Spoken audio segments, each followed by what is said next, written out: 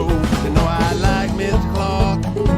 Yes, you know he is my friend. Say if I just stay out the grave, he'll see that I don't go to the pen. Mr. Clark is a lawyer, he could last stream. He's the first man to prove that water run upstream. You know I like Mr. Clark. Yes, you know he is my friend. Say if I just stay out the grave, he'll see that I don't go to the pen. What's going on, fishy friends? We're going to jump right into it with Captain Tom Weaver. Let's bring him in and a very special guest. Say hi, Imogen. Hi.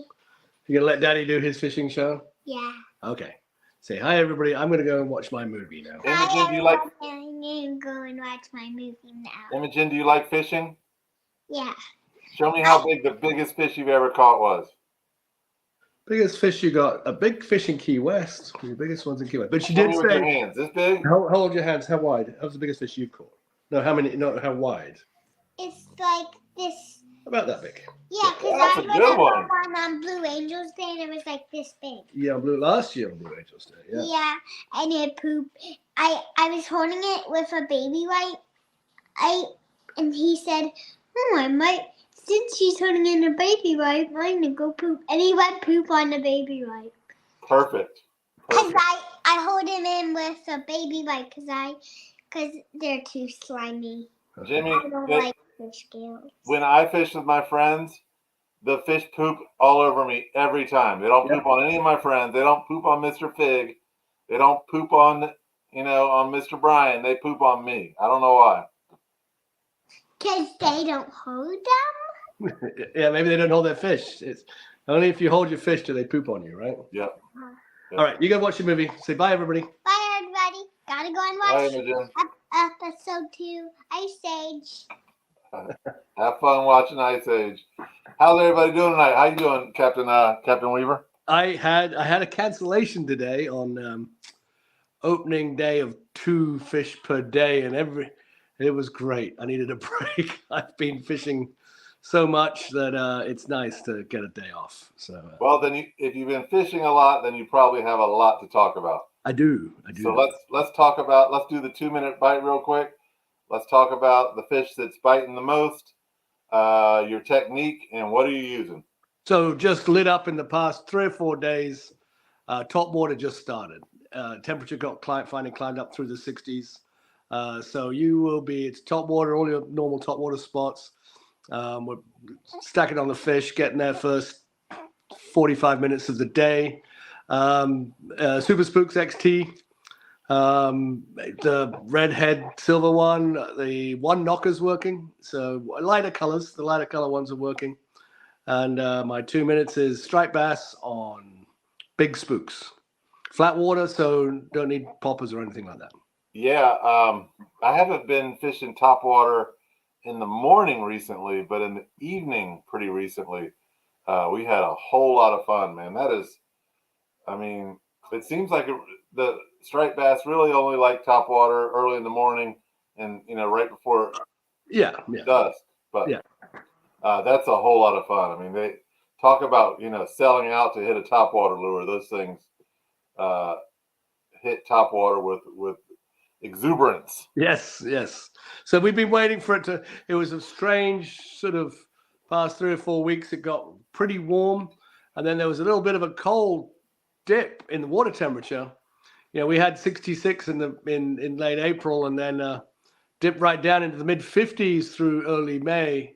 I just finally got back up to that top water time temperature, And what is that temperature? It's just through 60. It seems to be like 62, 63. I hit my normal spots, just couldn't, the fish were there, just couldn't elicit a bite, and then got to like about 62 and they just turned on. Yeah. Mm-hmm. Have you found any trout yet? Nope. Past my trout from last year, May 11th last year, I had my first trout. So no, I haven't seen a trout, but I haven't been very far south at all. Right. Well, is there any? I guess pickerel's pretty much done for the year, right? So yeah, pickerel's done. I guess they're still up there, but my I mean, I spent the last. I mean, I've fished probably 30 days straight. Took Mother's Day off, and I had a cancellation today, so I've been fishing hard, looking for the trout, and then May we came in and we've been fishing. Fishing hard. The rockfish fishing in the shallows has been different, interesting. I mean, really cool, very challenging. What a change of scenery for me with this. Up till 2 or 3 days ago, it's crystal clear water. I mean, and it's still clean, but I'll tell you something that's going on right now that's changing that. But we've been sight fishing for giant schools of rockfish and giant rockfish on their own, cruising the shallows, and I'm talking giants, 45 plus. And it's interesting. I'm going to need a smaller boat. Everybody wants a bigger boat. I need to start poling around in the shallows. My boat setup is, I'm handicapped a little bit. I'm down driving, and I put my guys up on the front, and you're on your own up there, guys. I can't see what you're seeing, and we're drifting through areas. When we're drifting, I have a pole, and I thought about that, but my boat's a little bit heavy for that. But spooky fish. Yeah. So trolling motors are a no. Any of that stuff, and we're talking pin your boat to the bottom or drift through it. The boat will spook them. But the number one thing that we found in the first 2 or 3 weeks was the super clear water. You find the school, you hook 1 or 2 fish, and that blows the school away. They're gone, like bonefish. Mm-hmm. And so you hook one, and they flash, and they're gone. Whereas this time last year, we could sit on one school of fish all morning. And now they blow, and then you have to go find them again. But people are seeing the take. They're seeing the bite. So I'd say 75 to 80% of my trips were fly fishing the past month because I sell it that way. I said, this is where you get really good shots. And we had a 45-inch plus inch fish turn and look at a fly in 3 feet of water, and it came and had a look, and just, I don't know what we could have done any different. It was a well-placed fly, twitched, tweaked, maybe stripped a little fast. I would have liked it a bit slower because they are reacting to a slow bite right now, a slow presentation. So, Captain, what I've noticed, and some friends of mine on various boats have noticed the same. The water for this time of year it's always going to be a little bit clearer in the summer than it is in the spring than it is in the summer. But it seems even more clear this time of year than it has been in previous years. Have you noticed that, or is 100%? I mean, I fish all the way through the winter, and we have clear water, and we've had just even the past year and a half, we've had these when I'm fishing around 12, 14 feet of water, we've been able to more recently see the bottom in the fall, and the winter particularly, it gets clear, gets clean. But this spring has been where I fish. I mean, you've got to remember that we're 110 miles from the ocean. I'm not traveling very far. I'm not, running down into the Tangier or anything. I mean, I'm running close to home, and we've had 12 feet visibility to the bottom. We can see our jig. We can see the oyster shells on the bottom. We can see into the rock pile. I've discovered all these things, structure that I normally fish on, but was never really sure what that is. Now I know exactly how it looks, what it looks like. I've spent a lot of time studying that because in another couple of weeks, I'm back to blind fishing those spots again. And why the heck are we getting snagged? I've found every tree stump, and I've actually marked a bunch of them where I can see them. And in my stump fields and stuff, it's phenomenal what I've seen. And it's Key West clarity Key West, and it can be a pretty murky place, but when you get clear days, it's Bahamian clear. I mean, bizarre. Yeah, it's been really great. Do you think that is part of the reason why the fish are spooking so much? Is that we can see them and they can see us? 100%. I mean, it's the getting them to, first of all, getting them to bite. So, traditionally, you'd hook a fish, you'd reel it up, and right at the last minute, you start to see it, and you see 4 or 5 of his friends right there following him, Right now, if we do get a bite and that thing starts flashing 12 feet down or in shallow water, 50 feet away, you see it flash, and you see the school go, gone. And, I just know in the rockfish are not leader shy. Rockfish are not spooky. They're not a spooky fish. Typically, now I'm like, putting padded shoot, super spooky on noise, super spooky on movement. Particularly the fly guys, the problem is when we're drifting and we're not, we're not trained to look for a fish in the distance, and so, you tend to see the fish underneath you. You pick your fly rod up and start waving it around, and the fish see that and they're gone because we're too close to them. Yeah. So once I'd figured that out, we're starting to set up. We're not cruising into the area and having a look. We're setting up way, way, way away and then doing the one drift, and you got one shot. You got to put your fly in there before we get there, and you hook up. And we were getting that. And then we'd have these giant fish swimming under the boat, and they were not in a hurry. The big fish were not spooking. They were just cruising by, and we're just trying to put a fly in front of it. We got two, 46, and then we hooked one and lost one. So much fun on a fly rod, huh?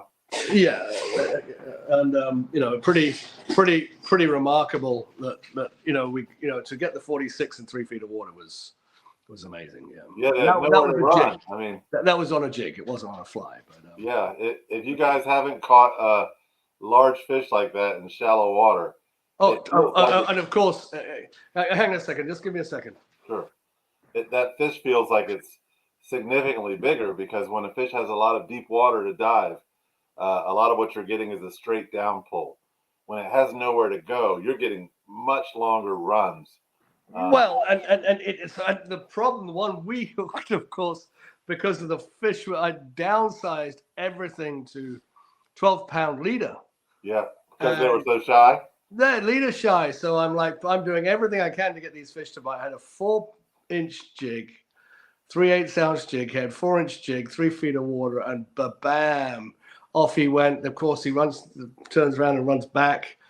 Looked like he was going into some structure, turned around, went the other way, and I'm trying to get the boat started to go chase him. So we're going to have to chase this guy down because on a 3,000 reel he was going, and he did. But we got it into the boat, and it was. Wow, you caught a 46 on a 3,000. I want to really quick interrupt you. Guys, we're going to do question of the night as we always do. Captain Tom is always great at choosing the best question. But the prize for the night is 2 packs of BKDs. I love both of these colors. I think for a bright day, for a dark day, you got these kind of dark gray, black, alewife glitter. That's an 8-pack. And then I think this purple glitter, which is kind of like an opening night. That's a very good color for right now. Yeah, for right now. So right now. I picked those to be, effective for right now, guys. So go ahead and ask your questions. We've got about 5 or 6 minutes to get your questions in. But Captain Weaver, in terms of booking a trip with you, for those that haven't heard of your business, maybe tell us a little bit about Fish with Weaver, and then how someone would go about booking a trip with you. So I'm probably one of the smaller boats. I'm a 23 center console, and I generally recommend a maximum of 3 people, but generally I have 2.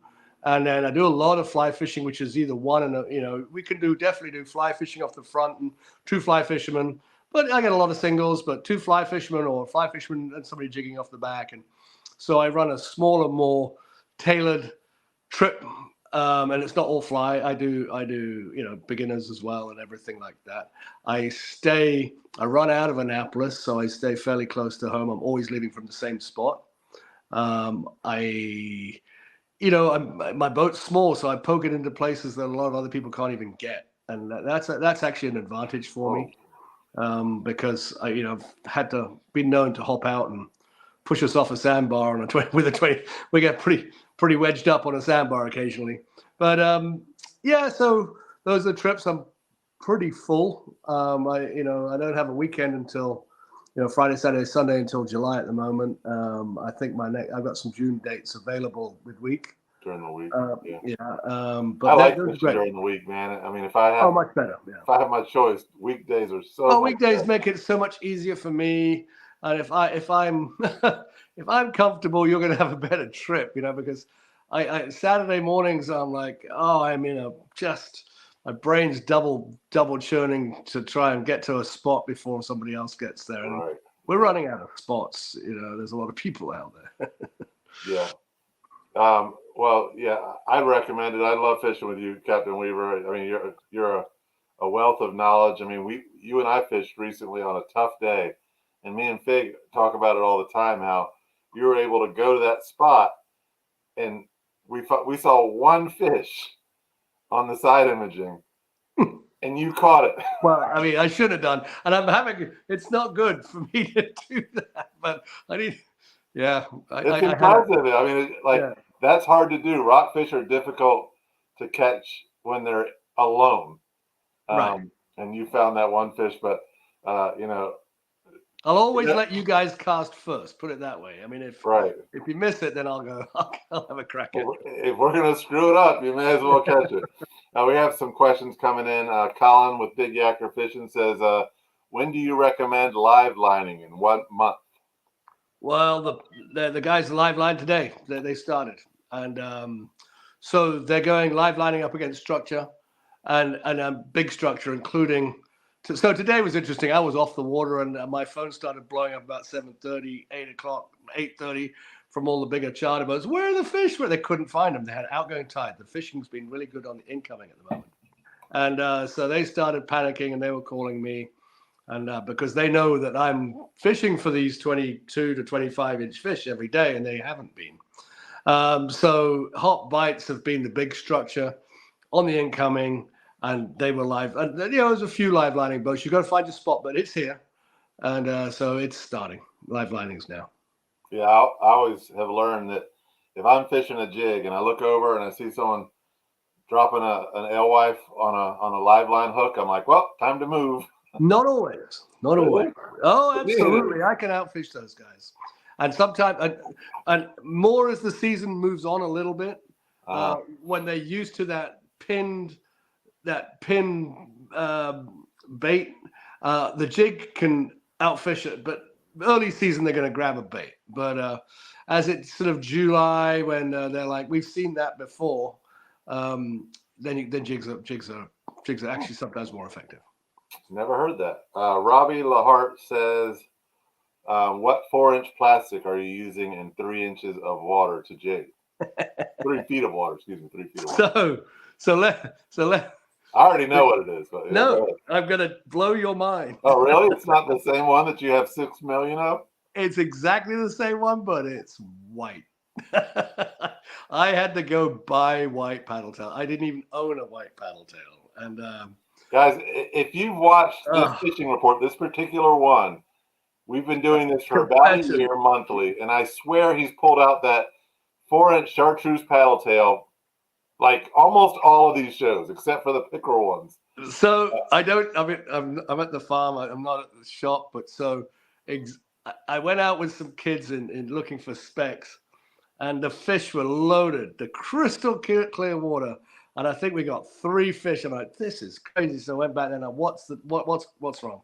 So I went up to All Tackle and I bought a dozen white ones in a little baggie. I mean, I have 1,500 boxes of. I get given 1,500 paddle tails for the season. I had to go buy 12 white ones, and we went out next day with 3 17-year-olds. So there's 4 of us. I said, all right, here's the deal. We're gonna cast 2 and 2. If you catch one on one white or chartreuse, you got to switch. You can't keep catching. So we did a half hour of fishing. We caught 15 fish. 14 were on white and 1 was on chartreuse. And I got that one on chartreuse just by really being aggressive on it. Yeah. And we have fished white or a variation of white since then. So that's mid-April to about now in this very clear water. Now it's changing back, so I'll go right back to my 4-inch paddle. So Robbie, Bloody Point 4-inch shad. It's got a deep body and a paddle tail. Generally in the shallow water on a 1/4 ounce or 3/8 ounce jig head. Swimming them really slowly. That's been the key. I think no, we're not bouncing it on the bottom. We're just swim and a twitch. If you try to swim it too fast. So the past 3 weeks, it's been really slow presentation on those, and it's worked well. Do you think, and this just occurred to me, you said the fish are spooking a lot. Do you think if you could get, maybe moving to a quarter ounce or even a 3/16? No, that's what I'm saying. A quarter ounce jig. Sink a little slower. I've been using 3/8 because I've got, a pile of them, but definitely fishing quarter ounce as well. Super light, light as you can go, light as you got. And I just happen to, the BKD makes the smallest one they make is a 3/8. It's working fine. The 3/8 is working well. And because the problem is you first cast will hook a fish, but then they've blown out of there. So it's not that they're not eating it. It's just that the rest of the fish spook. So, and if you get lucky, we'll get 2 or 3 in the school and then we move on. It's a give and take though, because, if you have that 3/8 ounce, you're going to be able to cast it probably 10 feet further. Right. And then you're going to be able to stay further off the school. So, right. Yeah. Again, my philosophy, keep it pretty simple.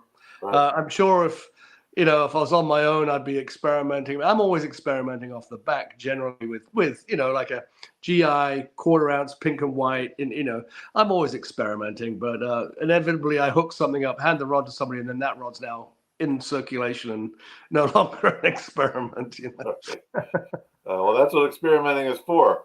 Rich Forfa asked a question we touched on earlier, but is it unusual to see this clear water this late in the year? 100%. Haven't seen it in my lifetime. Mm-hmm.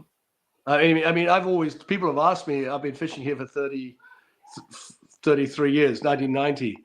And I tell people now the difference between when I first came here and now the quality of the water has improved in my 30 years here. I mean, in general.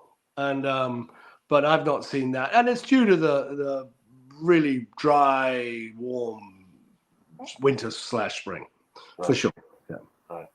Well, that's a good thing to hear from someone who's been on the water as much as you have, that the quality of water is improving. I think it's almost like cool to say nowadays, like everything's going to hell. The water quality is terrible, but I mean, it was awful when I first got. I mean, the fishing was incredible. The fishing was incredible because I arrived right after the moratorium. I didn't know anything about a moratorium. I think this place is amazing. Yeah. But the water was just terrible. I mean, it was really bad and it was just generally poor. Now I'm finding, throughout the year, I get these days where it's you can see the grass and you can fish in grass. But what we've just experienced in the past 3 weeks, 4 weeks has been incredible, in my opinion. Yeah. I mean, I've been out several times and I completely agree with you in terms of that Bahamas, Key West, water clarity. I mean, it's and tactics. I mean, we've had to adapt our tactics to fish these fish. Yeah, there's places down on I'm not going to name specific spots on the eastern shore where there's blue water and white sand. Yeah, I'm fishing over sandy bottom. It's been warming up through the day, and we're seeing. And my guys are standing on the bow, and they're like, "There's a school of fish." I mean, 100 feet away, and we're seeing the school 100 feet. I'm like, approach carefully, quietly, drifting through. Don't wave it. Absolutely spooky fish. Yeah. We have one more question, and then I said we were going to cut you short this tonight so you could spend more time with Imogen, but we've used the full 30 minutes once again. Sean Diggity, I think watching down there from Florida, because I just mailed him a prize recently. He says, "At what point do you realize that a difficult bite might just be a non-existent bite and chalk the day up as a loss?"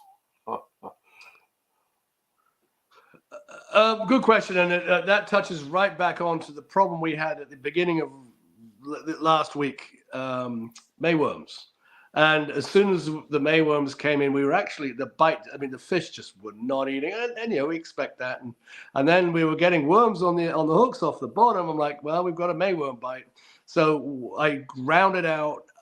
We never had a completely horrible day. Everybody got a fish or two, but it was definitely with the spooky fish, with the mayworms. There was a tough 4 or 5 days out there where the fishing was hard, but we found them. The fish were there. We just had to get them to bite somehow. Yeah. Well, Robbie, I see that you have another question. Tom, if you have time, maybe you can go back and answer his question on Facebook in the chat. In terms of time for it being in question of the night, we've got to go to another show in 3 minutes.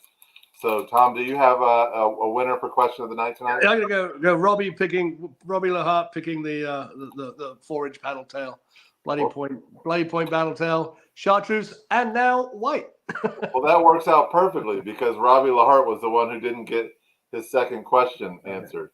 So, Robbie, go ahead and send us an email because I think you're a first-time winner. Love to have first-time winners on the show. Email me at admin@thefishingchannel.net, and I'll go ahead and put that in the chat. And send me your address.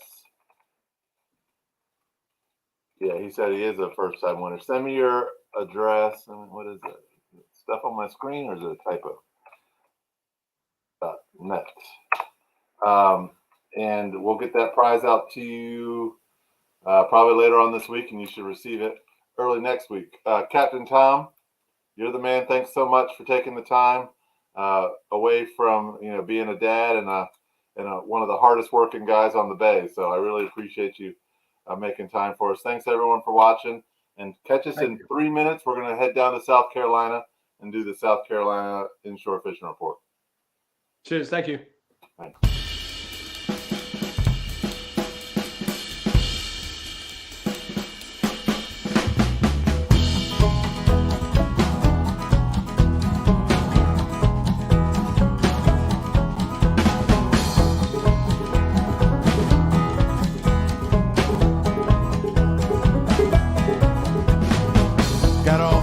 Town, resident on 70 Road. Got a nice wife and kids, y'all, right inside the grove. You know I like Mr. Clark. Yeah, I should know he is my friend. Say if I just stay out the grave, he'll see that I don't go to the pen. Mr. Clark is a lawyer, he could lie stream. He the first man to prove dead, water run upstream.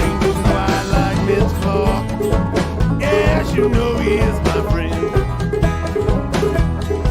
Say if I just stay out the grave,